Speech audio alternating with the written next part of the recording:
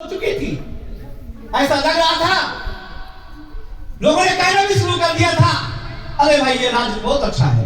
एक स्वामी देव एक ऐसा सन्यासी था जिसने कहा कि विदेशी सत्ता त्याज्य है, अपना शासन होना चाहिए, सुशासन होना चाहिए, स्वराज्य होना चाहिए अपना। और इस बात को लेकर के फिर अनेक क्रांतिकारियों को उन्होंने जन्म दिया, तब जाकर देश आजाद हुआ।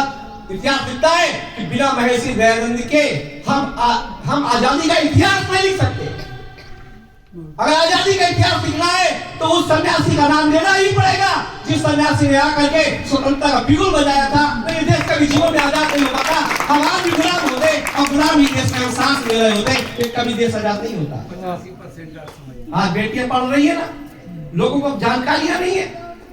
लोग आज समाज को क्यों इतना जानते हैं? आज समाज आह्वान होता है, उसका नाम है आज समाज। जहाँ शादी ब्याह हो जाते हैं, उसका नाम है आज समाज।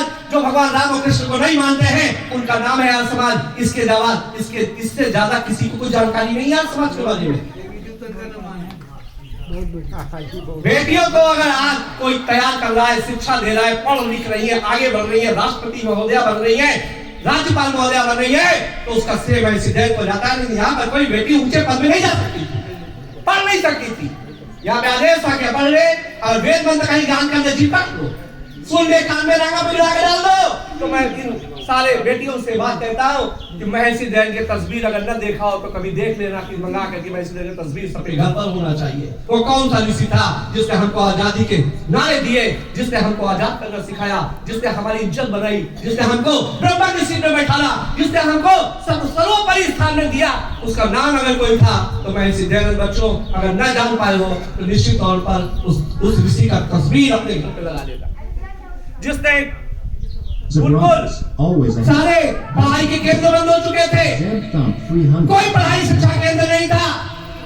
आज इस समाज में स्टूडेंट के पास पढ़ाई शिक्षा केंद्र खोले गए। लोग बेटियों को पढ़ाना बात समझते थे। जब पहली लुधियाना के अंदर, जालंधर के अंदर जब सबसे पहले पुत्री पाठशाला खोली गई, जो जिनके बेटियों को वहां डाला गया, तो वह उनका हुक्का पानी बंद कर दिया गया, चौपालें लगाई गई। तुमने अपनी बिटिया को पढ़ने के लिए क्यों भेज दिया विद्यालय में? इसका संघर्ष किया है, पांच सवाल ने किया है।